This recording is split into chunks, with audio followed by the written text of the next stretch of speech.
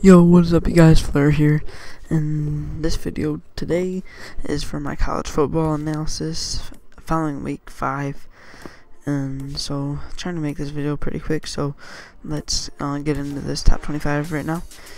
And starting off at number 1 is Alabama, same as last week. They are now 5-0 after beating Ole Miss 33-14. And then staying at number 2 is Oregon. They're 5-0 as well. They had a 51-26 victory over Washington State.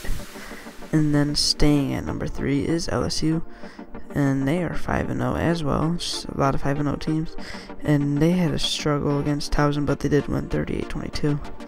And then sticking at number 4 is Florida State. They're 5-0 after beating USF 30-17. And then number 5 still is Georgia, another 5-0 team who had a 51-44 victory over Tennessee. That's just a shootout in that game. Number 6, South Carolina, another 5-0 team, and they won 38-17 versus Kentucky. And number 7, and they were 7 last week too, is West Virginia, and they are now 4-0 after beating Baylor 70-63. And yes, that I'm talking about the football game, not basketball. Haha, I made it funny. Oh, that was gay. Okay, so moving on now.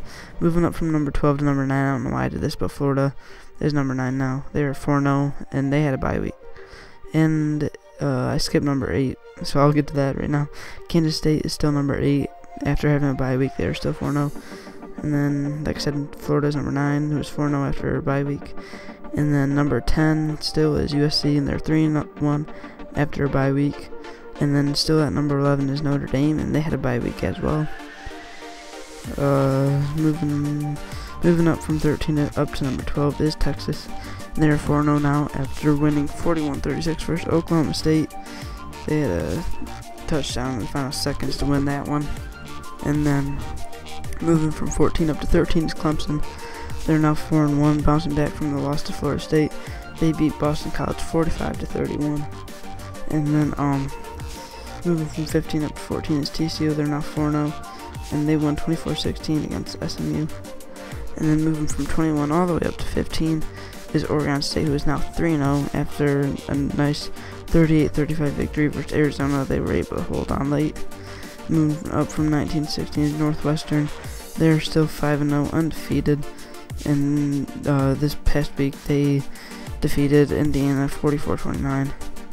And then sticking at number 17 is Oklahoma, who's 2-1, and they had a bye week. And then Stanford is at 18, moving all the way down to 18 from number 9, because they are now 3-1 after losing 17-13 against Washington.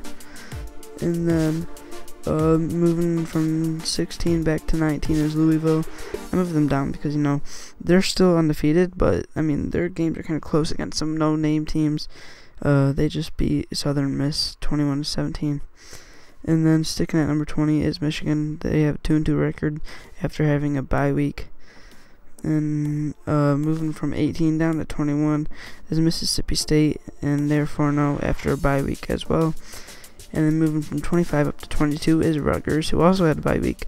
Their record is 4-0. And the next 3 teams to round off, they were not ranked before, and now they jump up into the top 25. Number 23 is Nebraska. They are 4-1 after a nice victory against Wisconsin 30-27. Number 24 is Washington. They're now 3-1, and they won their game this following week 17-13 over Stanford. Nice upset. And then number 25 Texas A&M. They just demolished Arkansas 58-10. And the teams that dropped out were Michigan State, Virginia Tech, and Baylor. And now for my Heisman. At number 1, I have Geno Smith. Of course, I mean, come on now. Number 1 is Geno Smith, obviously. They should just give him the trophy now. There's no one else is going to have a chance to win it. I mean, look at these numbers. Geno Smith, 45 completions out of 51 attempts, 656 passing yards, and 8 touchdowns. That's just insane. He averaged 12.9 yards per completion, and he had more touchdown passes than incompletions. That's just insane. He's definitely going to win the Heisman. And then number 2, E.J. Manuel. He was 19 of 26 for 242 yards and a touchdown pass. He averaged about 9 yards per completion. Number 3, Aaron Murray, the quarterback from Georgia. He was 19 of 25 for 278 yards, 2 touchdowns, and he did throw a pick, and he averaged 11 yards per completion. And then number 4 and number 5 are West Virginia receivers, because, you know, they all had huge days. Number 4, Tavon Austin, like I said, receiver from West Virginia. He had 14 catches for 215 yards and 2 touchdowns. He averaged 15.4 yards per catch.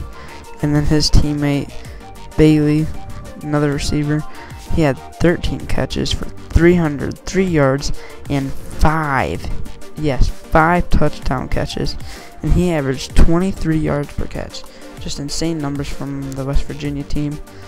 And some other players to look out for later in the season is Nick Florence, Terrence Williams, Braxton Miller, Matt Barkley, David Ash, Colin Klein, and Marcus Lattimore. Oh, and don't forget D'Anthony Thomas. I dropped him out of my top 5 because, you know, he's been struggling the past couple of weeks, so still look out for him. So that's it for this video. As always, I hope you enjoyed. Have a nice day. Peace.